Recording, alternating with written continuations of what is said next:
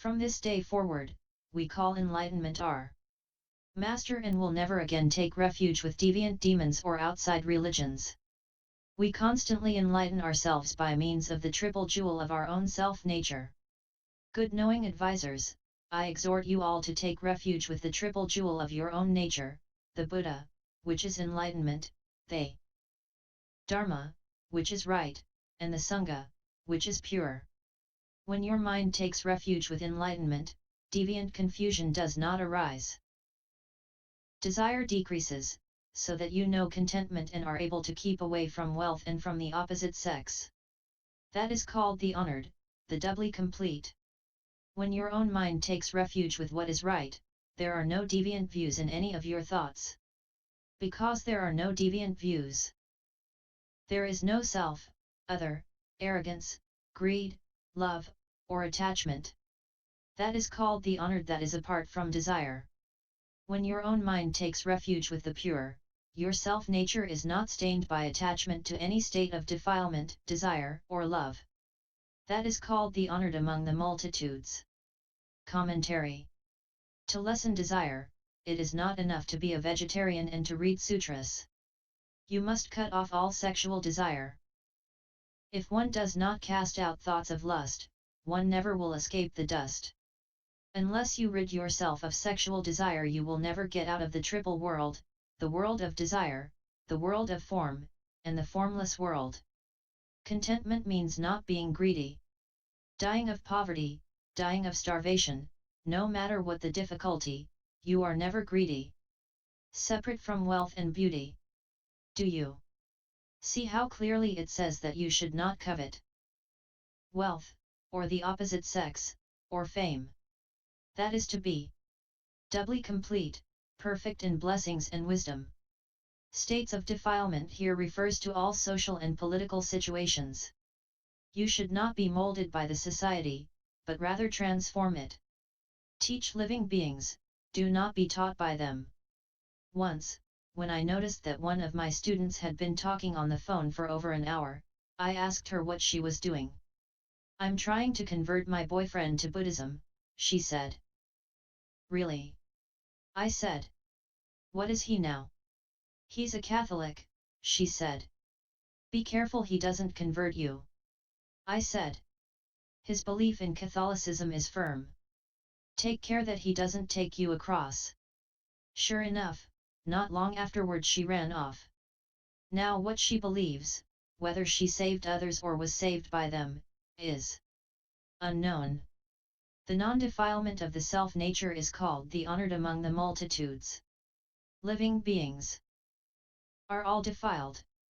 If you wish to be an exceptional individual, you must leave desire behind. To separate yourself from desire is to be a great hero and true student of the Buddha Dharma. Unless you correct your faults, what little Buddha Dharma you do know is useless. Sutra. If you cultivate this practice, you take refuge with yourself.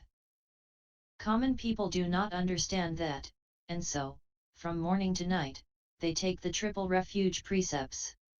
They say they take refuge with the Buddha, but where is the Buddha? If they cannot see the Buddha, how can they return to him? Their talk is absurd. Good knowing advisors, each of you examine yourselves. Do not make wrong use of the mind. The Avatamsaka Sutra clearly states that you should take refuge with your own Buddha, not with some other Buddha. If you do not take refuge with the Buddha in yourself, there is no one you can rely on. Now that you are self-awakened, you should each take refuge with the triple jewel of your own mind. Within yourself, regulate your mind and nature. Outside yourself, respect others. That is to take refuge with yourself. Commentary. Ordinary people do not understand the principle of taking refuge. If you constantly say, "I take refuge with the Buddha," just where is the Buddha? If you have never seen the Buddha, then how can you take refuge with him? If you say, "I have seen him," you are lying. The sutra tells you to take refuge with your own Buddha, not with some other Buddha. The Buddha of your self-nature is always present, but you didn't know this because until now you never had the instruction of a good knowing advisor. Now that you have taken refuge, you should be clear about the Buddha of your self-nature. Take refuge with enlightenment. Take refuge with what is right. Take refuge with the pure. Take refuge with enlightenment and don't do stupid things. Take refuge with what is right and don't do what is wrong. Take refuge with the pure. And don't do unclean things. Take refuge with the triple jewel within your own mind.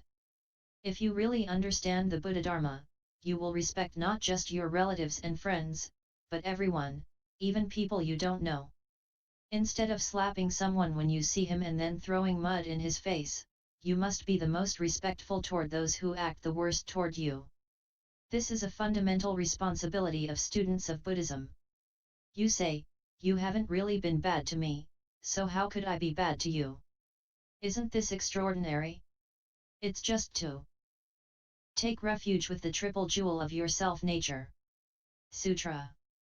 Good knowing advisors, now that you have taken refuge with the triple jewel, you should listen carefully while I explain to you the three bodies of a single substance, the self-nature of the Buddha, so that you may see the three bodies and become completely enlightened to your own self-nature.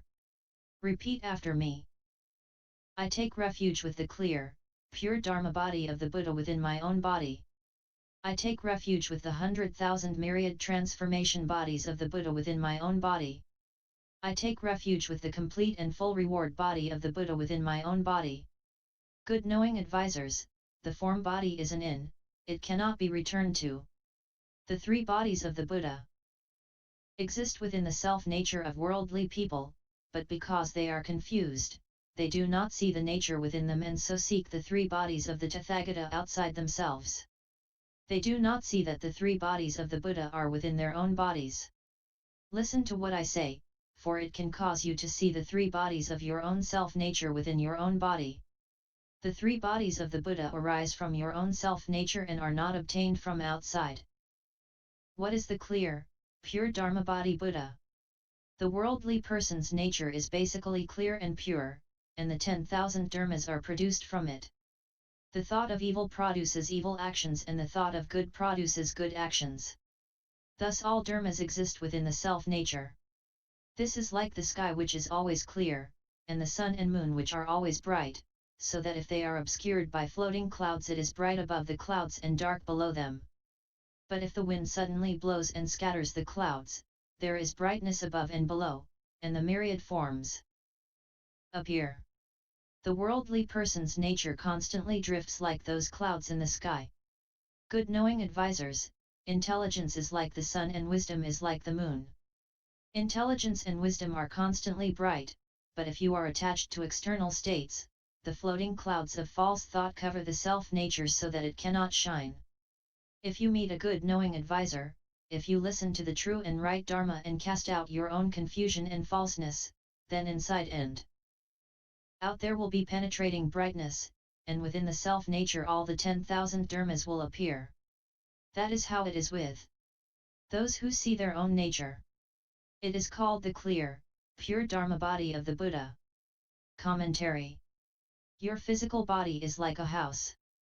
You must not take refuge in it, but rather take refuge with your own self-nature. Everyone has the three Buddha bodies within themselves, but because of their delusion they don't know it. Break through the clouds of illusion. It is just because you have not broken through them that you are deluded and have no wisdom. But if you do away with troubles and ignorance and listen to a clear-eyed advisor's explanation of the orthodox teaching, your own nature will reflect all the dharmas, like a luminous crystal. Those who see their nature and know their original mind are like a clear sky. The heart calm. All worries go away, the mind still. Heaven has no clouds. When your heart is upset there is chaos, but when your mind is calm and resolved, everything is auspicious. The pure heart. Like the moon in water. The quiet mind. Like a cloudless sky. True wealth, the mind stopped, thought cut off. True field of blessing, all passions put to an end. You must end your delusion and greed, still the mind and cut off thought. That is true wealth. Truly wealthy people are not greedy. Those who are greedy are thereby poor. They may have a little money, but they are never satisfied. The passions are just selfish desires, and without them you are a true field of merit. Sutra. Good knowing advisors, when your own mind takes refuge with your self-nature, it takes refuge with the true Buddha. To take refuge is to rid your self-nature of egotism and unwholesome thoughts, as well as of jealousy, obsequiousness, deceitfulness, contempt, pride, conceit, and deviant views, and all other unwholesome tendencies whenever they arise. To take refuge is to be always aware of your own transgressions and never to speak of other people's good or bad traits. Always to be humble and polite is to have penetrated to the self-nature without any obstacle. That is taking refuge. Commentary. If you turn the light around and reverse the illumination, you take refuge with the true Buddha. Be careful not to envy others. Would you like to know why you are so deluded? It is because in past lives, life after life, you envied others. You envied their intelligence, and so now you are stupid. You envied their talent, and so now you have none. You were jealous then, and now you are inferior. You should not be devious and indirect. Get rid of egotism. I, me, myself, everything revolves around me. You should not be deceitful, full of self-importance, and contemptuous of others. To have deviant views is to misjudge every situation you encounter and then go off in the wrong direction. Deviant views are easy to come by. If you wish to take refuge, see your own faults and quit talking about other people. Criticism is yin, and praise is yang. You should find the middle way. Sutra. What is the perfect, full reward body of the Buddha? Just as one lamp can disperse the darkness of 1,000 years, one thought of wisdom can destroy 10,000 years of delusion. Do not think of the past, it is gone and can never be recovered.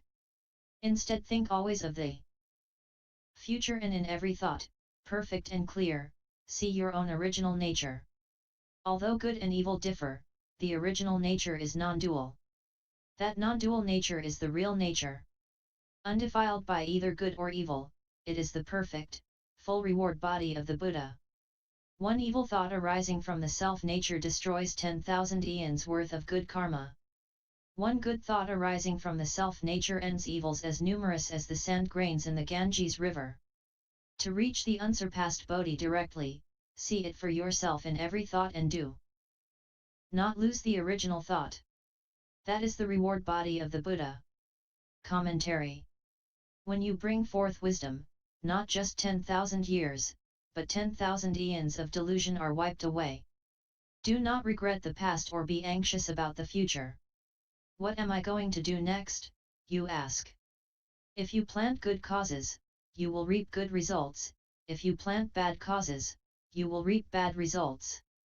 So do good things and good things will happen, do bad and bad things will happen.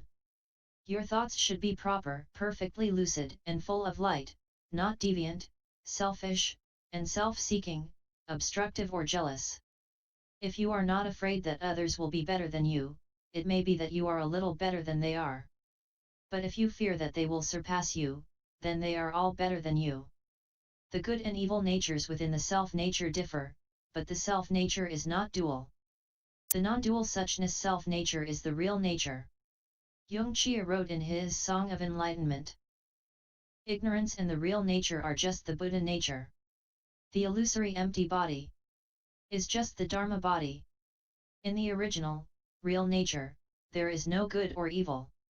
It is entirely perfect and wonderful in itself, far-reaching in its penetration, and broad in understanding. One vicious thought, such as Bodhirasi's desire to poison Bodhidharma, destroys 10,000 eons of good karma, whereas one good thought melts away evil karma as immense as the number of sand grains in the Ganges.